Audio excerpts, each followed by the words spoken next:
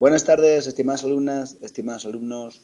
Hoy os ofrecemos los temas 1 a 5 en formato mega resumen y además una lotería de apuestas por Navidad, la lotería navideña de preguntas que pueden caer en el examen del primer parcial porque han caído otros años y porque suelen caer.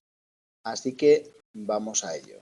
Vamos a ver los temas rápidamente, vamos a repasar las preguntas y vamos a ver preguntas que han caído y que os pueden servir. Si no habéis estudiado nada durante todo el curso, cosa que no está muy bien, pues también nos sirve estas preguntas, pues no sé, pues para una última oportunidad de repasar las cosas. Si habéis estudiado, os sirven de repaso, y si no habéis estudiado nada, pues os sirven para tener un poco una base sobre lo que os puede caer mínima para aprobar el examen. Bueno, vamos allá. Estas preguntas que están en negritas que nunca han caído, ¿vale? Entonces, bueno, pues están ahí, son temas que nunca han caído, son temas que, bueno, pues a lo mejor algún día caen, pero no han caído nunca. Las importantes son las que están en rojo, ¿vale?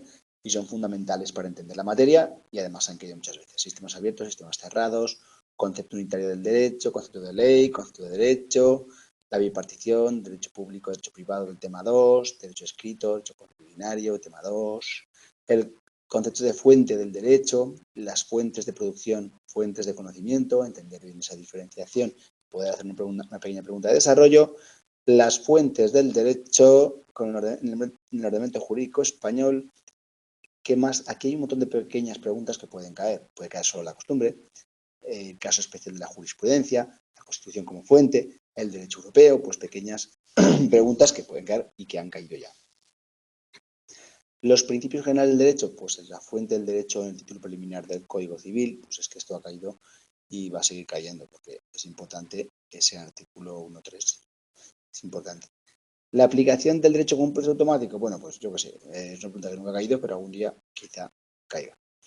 La interpretación del derecho y su problemática, pues ha caído. Los métodos de interpretación, métodos y tipos, ya sabéis que es fundamental. Probablemente alguna de ellas os puede caer. De hecho, suele caer tipos, porque métodos quizás es un poco extensa para ser pregunta de desarrollo, pero bueno, también ha caído alguna. Así que vamos a repasar estas y algunas más.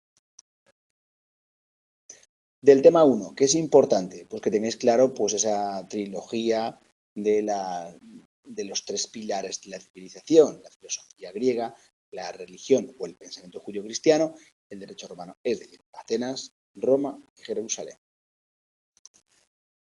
Podéis desarrollar un poco al respecto, ¿no? Entonces, pues decir pues que en Grecia pues hay Aristóteles, bueno, Platón, Sócrates, Aristóteles, pues todos ellos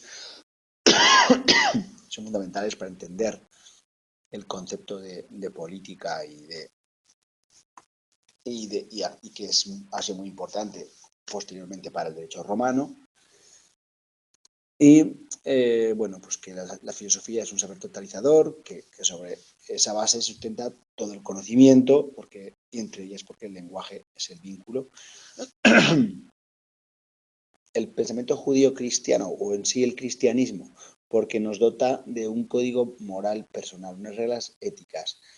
¿Qué es lo que consideramos bueno y qué consideramos honesto, recto? O sea, el bien y el mal, esa concepción que nos la da, pues un contexto religioso de la filosofía europea, ¿no? Pues que es el cristianismo o el pensamiento judío-cristiano. ¿Qué ocurre cuando llega Roma después de Grecia? Pues que da a luz al derecho. Nace en Roma. Por eso dice, el libro considera que antes de la historia del derecho hasta Roma está la prehistoria. Entonces, la prehistoria del derecho es hasta Roma, pues con no sé pues con el sabio Solón, el código de Hammurabi, con la estela de Hammurabi, sabio Solón, pues algunas cosas que son como prehistoria del derecho, porque dice que con Roma se inicia la historia del derecho como ciencia. No es que no existiera un derecho, existía, pero como ciencia del derecho que ha sustentado el derecho actual, pues es el derecho romano. ¿Y por qué lo es? Porque ya divide desde el principio en dos tipos de derechos. El derecho privado como regulador de las circunstancias sociales y familiares del individuo, o sea, lo consideramos derecho civil, y el derecho público, que es el que se establece por distintos órganos del poder político y los entes públicos, que ahora conocemos como el derecho administrativo y todas sus variantes, ¿no? ¿Por qué sigue sobreviviendo? ¿Por qué consigue sobrevivir el derecho romano?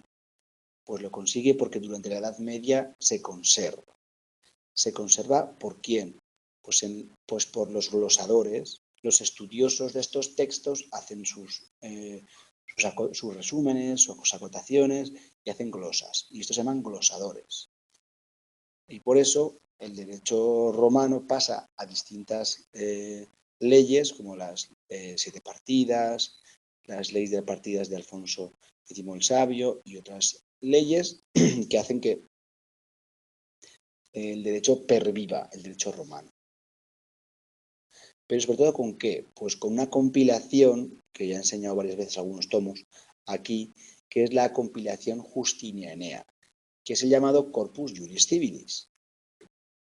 Porque hay una edición de Dionisio de Godofredo en 1583 que pues aparece, que reúne esa compilación, una edición muy completa de este Corpus Juris Romanis, que es de la época de Justiniano, del 527 al 565, y que pues permite adoptar el derecho romano en el siglo XVI y sobre todo XVIII y XIX y presentarlo en los tribunales como un derecho totalmente vigente y que sustenta todo el derecho europeo. Aquí tenemos sistemas abiertos y cerrados. Pregunta de desarrollo importante que ha caído. Esto diferencia el derecho europeo del derecho anglosajón. Entonces tenemos así los sistemas abiertos donde son los del common law, el civil law, y bueno, el civil law son sistemas cerrados y el common law sistemas abiertos.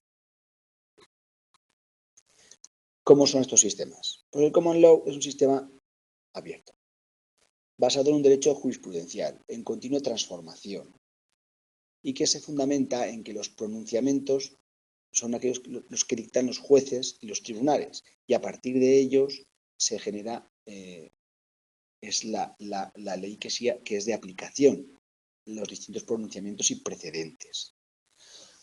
Es el método del caso, el case law.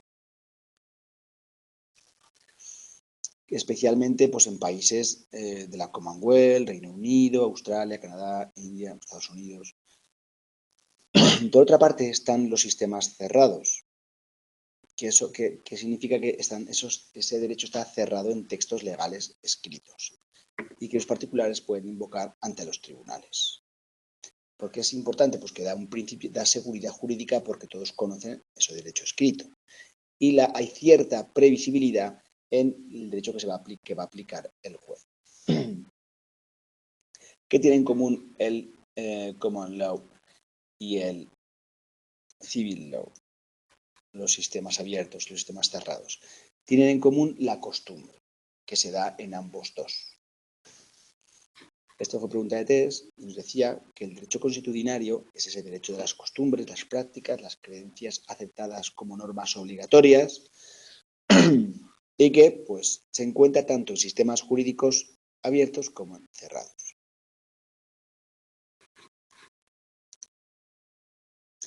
En el tema 2, que tenemos importante, pues ese concepto de derecho unitario del derecho. Pues es un todo unitario y bueno, esto se basa en que el hombre es un ser político por naturaleza, porque vive con seres iguales, en la polis, todo eso. Y el derecho surge como una necesidad imperiosa de organizar la vida social. Y aquí se utilizan distintas denominaciones de derecho. Hablamos de derecho objetivo en sentido de conjunto normativo, de conjunto de normas. Yo estudio derecho. Vale, pues eso es derecho objetivo. Y también derecho como algo subjetivo, como una facultad del particular sobre una cosa o frente a otra persona. Es decir, yo tengo derecho al paro, yo tengo derecho a pasar por este camino, yo tengo derecho a tener vistas. El gran legado de Roma a la prosperidad ha sido el derecho. ¿Y esto dónde se ve? Pues sobre todo en esa compilación justiniana llamada, que se redescubre en el siglo XV, que es el Corpus Juris Civilis. Pero también es la base, pero podemos relacionar también la recepción de este tipo de derecho con el sistema anglosajón y con el sistema codificador. En el sistema anglosajón se sirve del derecho práctico casuístico. ¿Qué coge el sistema anglosajón de esta tradición del Corpus Juris? ¿Qué coge? Pues coge las sentencias de los juristas clásicos. Ese modelo de que el derecho se escribe por los precedentes y por la jurisprudencia de los tribunales. Esto también se ve en el Corpus Juris Civilis, donde hay jurisprudencia de los juristas clásicos, especialmente en el digesto, como veremos. Pero también en que el sistema codificador o cerrado, en qué entronca o qué saca en claro, o en qué se parece, o qué similitudes tiene con el Corpus Juris Civilis, o qué aprende del Corpus Juris Civilis, o de qué fuentes mana. Pues que el sistema codificador entronca con este Corpus Juris Civilis en que al fin y al cabo se trata de un derecho recogido en una compilación, es decir, compilado, escrito, codificado, positivizado y por tanto codificado en un sistema, y así. Y esa similitud tiene con el sistema cerrado. Es decir, el Corpus Juris Civilis es un acervo común o una base común tanto para los sistemas abiertos como para los cerrados. Para el abierto, por el modelo jurisprudencial romano clásico, y por el cerrado, por la codificación que supone que esté todo en un texto. Vale. ¿Qué pasa si consideramos que el derecho es algo que hay unidad o unicidad, aunque esté formado por una pluralidad de normas? Pues que se va a encontrar con dos problemas fundamentales. Una son las contradicciones o antinomias y otra cosa son las lagunas. Las antinomias son pues contradicciones y las lagunas pues que hay un agujero, ¿no? Que no existe algo que se pueda aplicar.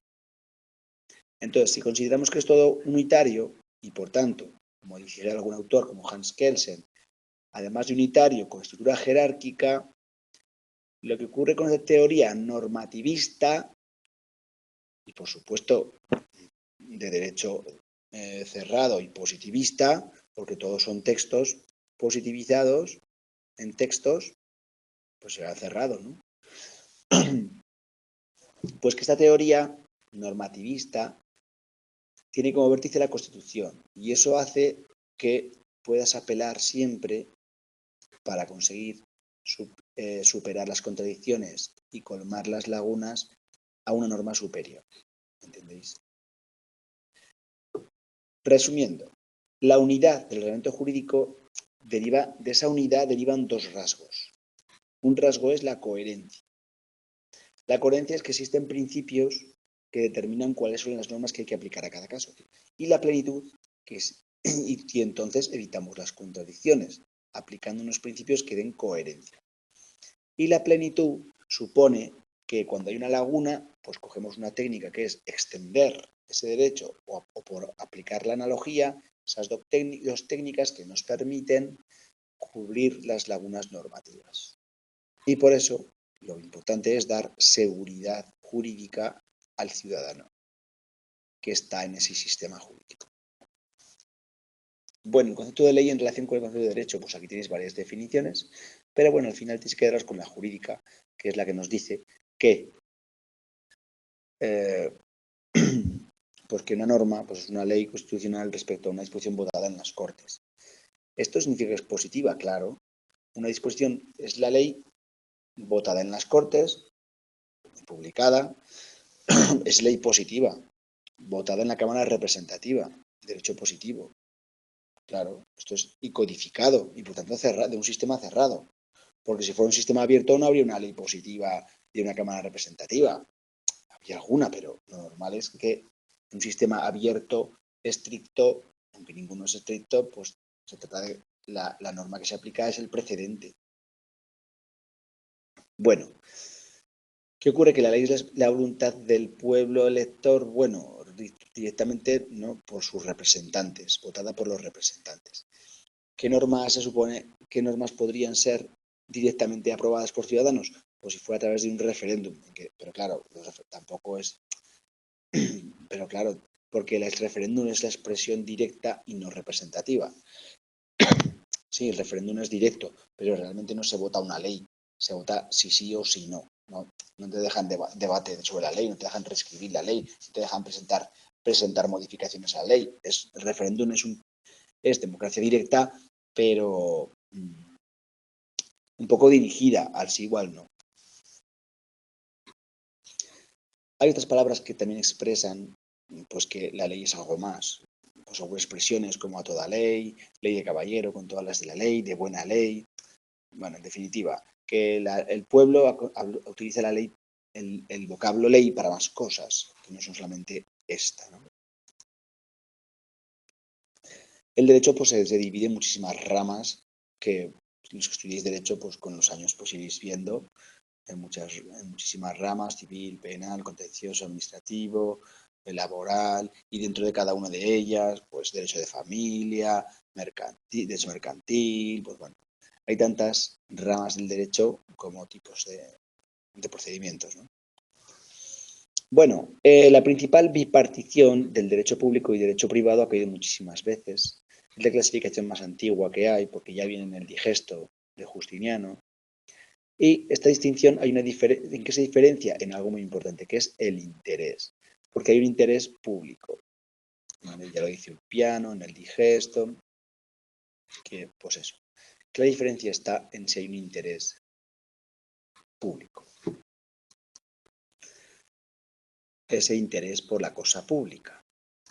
Pero en las relaciones reguladas por la norma de derecho público, además, existen una serie de prerrogativas de la administración.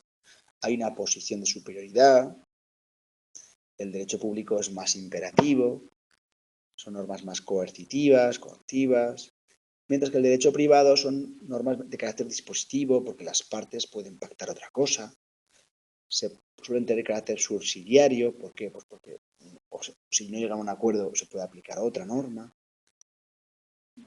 Bueno, derecho escrito y derecho constitucional. El derecho escrito, en el sistema español, que es el que nos hablan aquí, la Constitución, pues tenemos leyes orgánicas que requieren una ley cualificada, es decir, una mayoría cualificada, mayoría absoluta, y lo demás son leyes ordinarias. ¿Cuándo entran en vigor? Pues las leyes entran en vigor a los 20 días de su completa publicación en el Boletín Oficial del Estado si no se dice otra cosa en ellas. Pregunta de test de febrero de 2022, o sea que tenerlo en cuenta. ¿Y qué es el derecho consuetudinario? Pues un derecho no escrito que se encuentra en sistemas abiertos y sistemas cerrados, eso es en septiembre una vez, que pretende regular la convivencia social, y lo más importante es que tiene que existir esa conciencia de que es obligatoria. Una repetición de una norma de convivencia social cuando hay conciencia de obligatoriedad, pues bueno, se convierte en norma. Este derecho consuetudinario surge de forma espontánea y el protagonista es el conjunto social. ¿Veis algún ejemplo, algún compañero vuestro? Pues bueno, el ejemplo es pues esas suertes de leñas que hay en los pueblos, pues bueno, al final realmente pues no hay una norma que regule ese orden de sacar leña del monte público. Se puede regular, pero en general se basa en ese derecho de la costumbre del pueblo de hacer lotes de leñas para cortar cada uno su leña. Las fuentes del derecho. Bueno, aquí tenemos aproximación al concepto de fuente del derecho. Aquí tenemos, pues eso, ¿qué es una fuente? Pues de donde nace, de donde mana. Los agentes que lo crean. Y las formas son la misma norma. Recordar, forma, norma. Cuando procede de cierta fuente, pues es que brota de una autoridad que tiene potestad para legislar o tiene autoridad normativa. tenemos aquí dos posturas, la positivista y otras posturas, que es la ius naturalista. La positivista, pues es la aceptada en la actualidad, nos dice que el derecho lo identifica con la voluntad del legislador, plasmada en las leyes, pero además pretende despojar a la ley de todo lo que no sea derecho legislado. ¿Por qué? Porque pues, la positivista es derecho legislado en las Cortes, ¿vale? Y niega otro origen. La fuente del derecho entonces es el Estado, el legislador y su norma. Es algo realista. Pero es que solo ese es el origen de todo el derecho. Sin embargo, la postura naturalista es una postura en la que nos dice que las normas del legislador son un elemento más del fenómeno jurídico.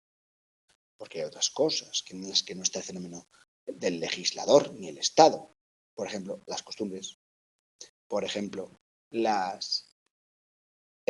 que cada uno consideramos justo por la naturaleza humana, de ahí que se llame postura ius naturalista, porque la naturaleza humana también tiene una concepción de lo que es justo y de lo que es injusto.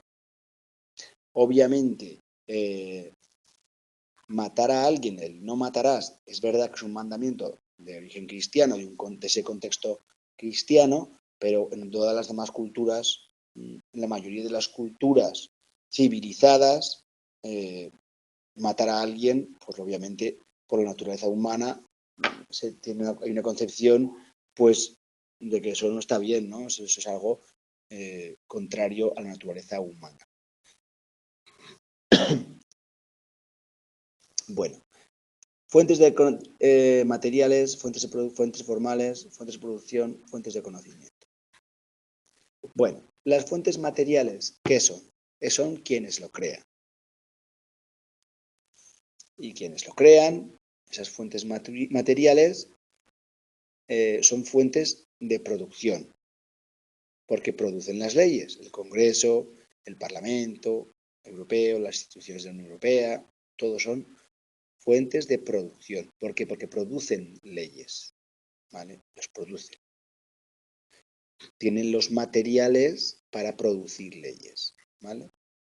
Sin embargo, las fuentes formales son aquellas que son la forma de la norma. La forma es la norma. Por eso, la forma de las fuentes formales son aquellas en que se manifiesta y que nos sirven para conocer ese derecho. Y por tanto, las fuentes de conocimiento son de donde conocemos, es decir, de la Constitución española, de los reglamentos, de la Unión Europea, de cualquier texto cuya forma nos permita obtener ese conocimiento. La primacía de uno y otro pues depende de los sujetos y depende de qué instituciones tengan ese poder normativo. Bueno, sin más. ¿Qué ocurría en la antigüedad? Pues en la antigüedad es que pues, los jurisconsultos, el Senado, los emperadores tenían condición de fuentes de producción, pero ninguno de ellos en exclusiva. Y, porque las fuentes formales eran dictos, leyes, constituciones. Estas fuentes de conocimiento pues eran un orden complejo. Y después, en el medievo, ocurría lo mismo. Monarcas, iglesia, autoridades, comerciantes, señores feudales, los gremios, todos eran fuentes de producción, producían el derecho, lo creaban. Y de ellas se derivaban fuentes de conocimiento, fuentes formales, que eran las leyes, las bulas, regulaciones gremiales. Había una heterogeneidad, una fragmentación en el medievo, y eso daba lugar a un pluralismo jurídico. Porque había pluralidad de fuentes. ¿Veis cuántas fuentes había? Pero todo este pluralismo jurídico dio paso con el tiempo al monismo jurídico, en que todo el derecho emanaba del Estado como única fuente de producción o fuente material. Las fuentes de derecho en el ordenamiento jurídico español, ¿cuáles son? Pues nos lo dice el Código Civil. Las fuentes son la ley, la costumbre y los principios generales del derecho. claro, más la Constitución, porque recordar que es posterior al Código Civil. Entonces, en un concepto de ley en sentido amplio, pues hay una nota común y es que las normas jurídicas de carácter general son dictadas por los órganos estatales competentes y tienen unas características, la generalidad, porque se regula para muchas personas. La publicidad, para que sean vigentes, tienen que ser conocidas y para eso necesitan la publicidad. La jerarquización, tienen que establecer su posición en ese sistema jurídico. Y la permanencia, en teoría, se redactan para que hasta que no se deroguen, pues estén vigentes. La costumbre, ¿qué es? La costumbre, como veis, no nos define muy bien lo que es costumbre, sino nos define cuándo va a regir. Nos dice que la costumbre va a regir en defecto de ley y siempre que no sea contraria a la moral y al orden público. Pues muy bien. Nos dice que la costumbre es una fuente del derecho, pero que tiene que tener unos requisitos. Pero tampoco tiene consideración en sentido formal de fuente, sino fuente en sentido amplio. Entonces, tiene que ser una regulación de algo que sea constatada, demostrable. Por eso excluye las prácticas de cortesía, educación, protocolo. Quienes ajusten su conducta a esa costumbre le otorgan un valor de ley. Son conscientes de que cumplen con la ley vigente. Cuando no tiene que existir una ley al respecto, pues la costumbre es fuente supletoria. Solo rige si hay defecto de ley. Y que no se contraria al orden público. Pues no puedes cobrar un 3% como protección o como una comisión. Pues no, eso es contrario al orden público y a la moral. La jurisprudencia. La jurisprudencia no es fuente de conocimiento. Nos dice el Código Civil que complementará el ordenamiento jurídico cuando de modo reiterado el Tribunal Supremo, al interpretar, aplicar la ley, la costumbre y el principio general del derecho,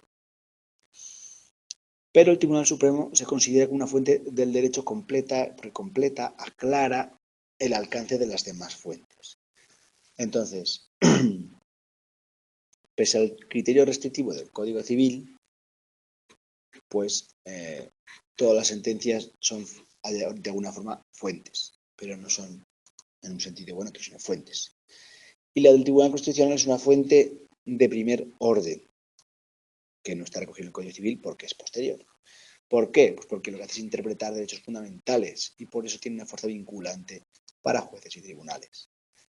La Constitución como fuente, pues tiene valor normativo directo, aplicable, sin necesidad de desarrollo, tiene plena condición de fuente de conocimiento, del mayor rango porque es vinculante, y la ley ha de interpretarse de conformidad como el texto constitucional. Por eso la ley como fuente de formal es la suprema y debe concebirse a la luz de los principios y hechos contenidos en la Constitución. Importante. Tiene valor normativo directo, directamente aplicable, sin necesidad de ningún desarrollo. Y además, la novedad que tiene la Constitución española del 78 es que incorpora principios y valores. ¿Cuáles pueden ser estos principios y valores? Pues unos valores superiores, que son libertad, justicia, igualdad y pluralismo jurídico, y una serie de principios que garantiza la Constitución, que son legalidad, jerarquía, publicidad y rotatividad, que todas ellas dan seguridad jurídica, responsabilidad, interdicción de la actividad de los poderes públicos, bueno, pues una serie de principios importantes. El derecho europeo cayó una vez. Tiene sus instituciones, el Parlamento Europeo, el Consejo y la Comisión. Todas tienen plena condición de fuentes de producción. ¿Por qué? Porque producen derecho. Tienen su normativa. Unos son vinculantes, como los reglamentos, las directivas y las decisiones, y otras no son vinculantes, es decir, no obligan, vincular es obligar, no obligan como las recomendaciones y los dictámenes. ¿Qué es el derecho originario? Pues los tratados fundacionales. Y el derecho derivado, ¿qué es? Pues los reglamentos, las normas. Los reglamentos obligatorios, obligación directa, no requieren transposición. ¿Qué es transposición? Pues que cojas una ley y la adecues, cojas una directiva y la adecues a tu normativa. Esto es lo que, pero las directivas sí que obligan a los destinatarios y tienen transposición. Las decisiones, pues, regulan materias para los destinatarios y tampoco requieren transposición. Tenéis un buen esquema por ahí. Principios generales del derecho, pues ya sabéis, aquí ha quedado alguna vez, pues bueno, hay unos principios generales del derecho en el Código Civil que se aplican en efecto de ley, costumbre, de carácter informador, aplicables, que informan. Bueno, la aplicación del derecho, bueno, vamos al último tema ya. ¿La aplicación del derecho es un proceso automático? Pues no, no lo es. ¿Podría ser desde el punto de vista lógico? Pues sí, una estructura, una premisa mayor, que es la norma, una premisa menor, que es el hecho, y una conclusión, que es la consecuencia jurídica. Pues el ajuste de lo particular al caso concreto en lo general pues no puede ser automático. El texto lo niega, no es automático. ¿Por qué? Porque la aplicación del derecho no es un proceso complejo y requiere de la interpretación. La interpretación del derecho y su problemática. Pues ¿cuál es su problemática? Pues que el derecho es algo escrito y que hay unas normas, es el objeto y el sujeto, que es un operador jurídico, y que en definitiva pues puede dar vaguedad, carácter técnico, bueno, problemas en la interpretación. No se puede plantear una aplicación automática, porque la norma tiene una textura abierta, está abierto a varias posibilidades, y claro, tenemos dos concepciones, la positivo-logicista y la voluntarista-logicista. La positivista, ¿qué va a decirnos? Pues que se aplique la norma y ya está, a la vida real, casi automático. ¿Por qué? Porque es positivo. Y la voluntarista, donde estaría la voluntad del legislador, nos dice pues que claro, es un operador jurídico, que en un proceso y que tiene una cierta creación libre del derecho. Bueno, entonces esas son las dos posturas. Pero bueno, ni una ni otra son inseparables y hay también autores que dicen algo parecido. Pues Lawrence nos dice que esta interpretación debe ser fruto de un diálogo, de hacer hablar al texto, es decir, de darle una interpretación más abierta, y Montesquieu, que dice que el juez es una simple y pasiva aplicación del derecho, es decir, que sean los labios que pronuncian las palabras de la ley, ni más, ni menos. ¿Qué es la precomprensión? Nos dice el texto. Pues lo que algunos autores le llaman contexto cultural. La precomprensión, que realmente muchos autores ya han denominado contexto cultural, es el conjunto de creencias y valores comunes al texto que rodean al intérprete, que contextualizan al intérprete. Pues Edward Hall nos habla del contexto de los autores y nos dicen, pues eso, que hay una tradición cultural común en el que está inserto el legislador y por tanto le influye. Y además otros criterios hermenéuticos de interpretar los textos o métodos interpretativos. Y aquí viene el Código Civil, que nos dice cómo interpretar los textos legales. Y así nos dice el artículo 3.1 en métodos, en la pregunta de desarrollo métodos. Pues nos dice, métodos. Las normas se interpretarán según su sentido de sus propias palabras en relación con el contexto, los antecedentes históricos y legislativos, la realidad social del tiempo en que han de ser aplicados, atendiendo al espíritu y finalidad de aquellos. Y así nos salen 5 métodos. El literal, pues el sentido propio de las palabras. Análisis semántico, análisis pragmático, pues ya veis, semántico, de su significado. Y pragmático, el que le otorgan los que hablan. El sistemático, pues bueno, el sistemático pues es el que hace alusión al espíritu de la norma. El histórico, el que nos dice que hay que atender a esos antecedentes históricos, a ese origen histórico, a esa génesis, a la voluntad del legislador. El teleológico, recordar, el que utilizaba Aristóteles para llegar a la finalidad, al fin de las cosas. ¿Qué nos dice? Que hay que interpretar los fines, la finalidad, el espíritu de la norma, la finalidad de la norma. ¿Qué se quiere conseguir? ¿Qué se quiere llegar? ¿Cuál es el fin?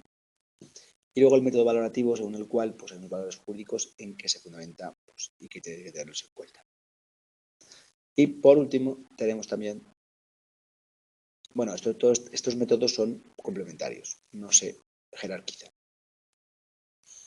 Y por último, tipos de interpretación, pues ya sabéis, fuerza vinculante, pues según la interpretación, en razón a fuerza vinculante tenemos privada, pública, privada, autoridad, que el que tiene autoridad para imponerlos, pública, en pues esos órganos que pues, pues, que tienen esa competencia para imponerlos.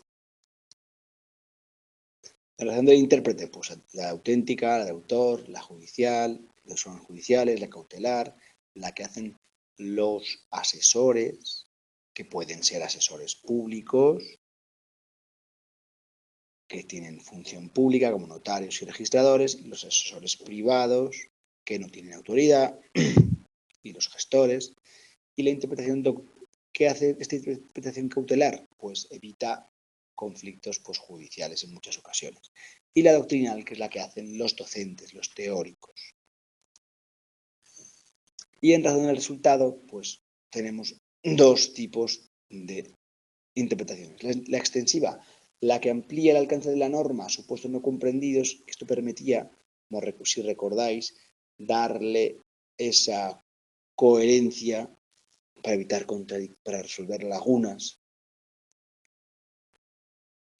esa extensiva, y luego una interpretación restrictiva que se limitaba por analogía, que, pues bueno, permitía aplicar y cubrir, pues evitar las contradicciones y la concoherencia, pero bueno, para las lagunas estaba la interpretación extensiva y también la analogía. Pero esta analogía tiene que ser restrictiva porque es que limita. ¿En qué casos? Sobre todo en las normas penales. ¿Por qué? Pues porque no pueden ser interpretadas de forma extensiva o analógica porque incurriríamos en injusticias. ¿Por qué? Pues porque uno ha cometido un delito si el hecho es estrictamente, exactamente igual que el tipo delictivo. Si concurre el tipo delictivo, es decir, el hecho es el que refleja la norma, entonces habrá cometido un delito. Pero si no es el supuesto que refleja la norma, no se puede aplicar por analogía. La analogía está prohibida o no se puede aplicar en las normas, en la interpretación de normas penales. ¿Por qué? Porque el bien protegido es la libertad como derecho fundamental y por tanto ha de ser restrictiva esa interpretación. Y bueno, como siempre, pues aquí tenéis este pequeño esquema, como otros que podéis hacer vosotros. Y bueno, y aquí lo vamos a dejar porque es que tengo la voz hecha polvo, como veis, del constipado. Así que nada, solo quería felicitaros la Navidad a todos y a todas, que hagáis los test, que repaséis los temas y que, bueno, pues tendremos alguna clase más, no podremos ver alguna cosa más. Y nada, desearos mucha suerte y que estas Navidades, pues, no sé, leáis un poco, hagáis test, estas cosas, pues siempre vienen bien. Así que nada, nos vemos en la próxima clase. Chao, adiós. Feliz Navidad.